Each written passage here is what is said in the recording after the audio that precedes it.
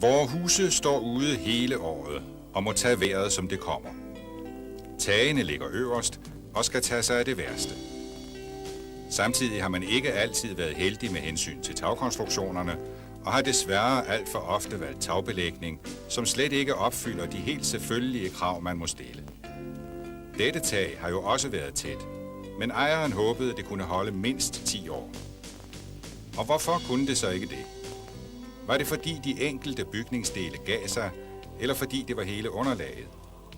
Eller simpelthen fordi tagpappet ikke kan tåle, at der hele tiden står vand på det?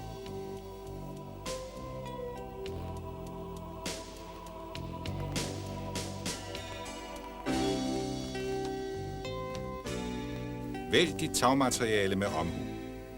Du kommer ikke udenom EPDM, som gennem 30 år er brugt med exceptionelle resultater. Hertalans EPDM er en syntetisk gummimembran, som her lægges ud i et stykke, nøjagtigt efter husets mål.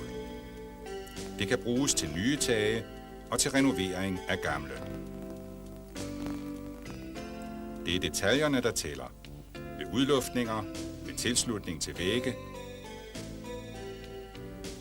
og når dugen skal over en murkrone.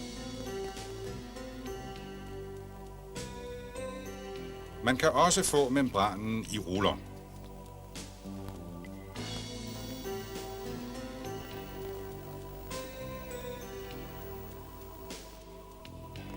Fastgørelsen kan ske med en fladeklæber. Den fordeles jævnt ud over tagfladen. Klæberen fordeles så tyndt som muligt med en bred spartel eller malerrulle. Den skal dække ca. 50% af fladen. Når klæberen har dampet af i cirka et kvarter, lægges membranen ud. Man kan rette eventuelle folder mere end en halv time efter udlægning.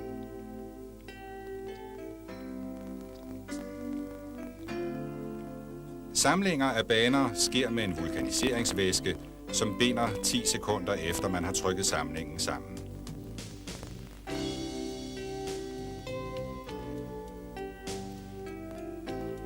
Der forsegles med fugemasse.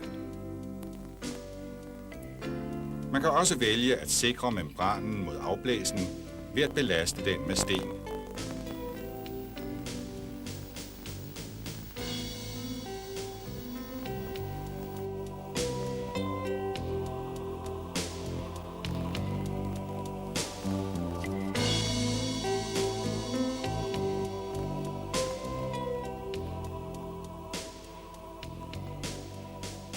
Det er meget nemt at lægge Hertalan EPDM.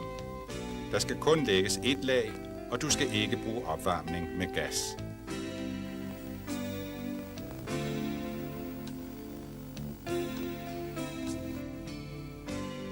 Er tiden løbet ud for dit tag?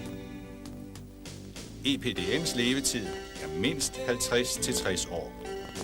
Det svarer til skifer og tegltage.